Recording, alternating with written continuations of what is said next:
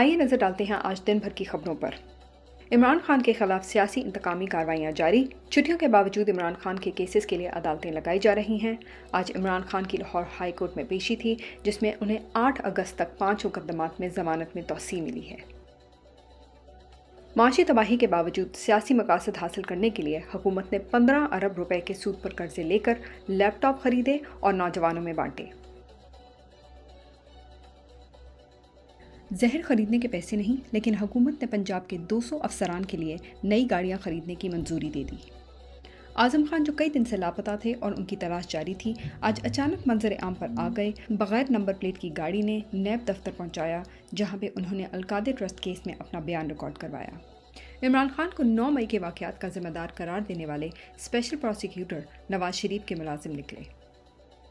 ملک میں عوام کی مشکلات میں اضافہ جاری، پیٹرول ڈیلرز کے بعد LNG انڈسٹری کا بھی ملک کی ہڑتال کرنے کا اعلان۔ موجودہ حکومت کے وزیروں اور مشیروں کے 15 ماہ میں غیر ملکی دوروں پر آنے والے اخراجات عمران خان کی پچھلی 3.5 سال کی حکومت سے 150% زیادہ نکلے۔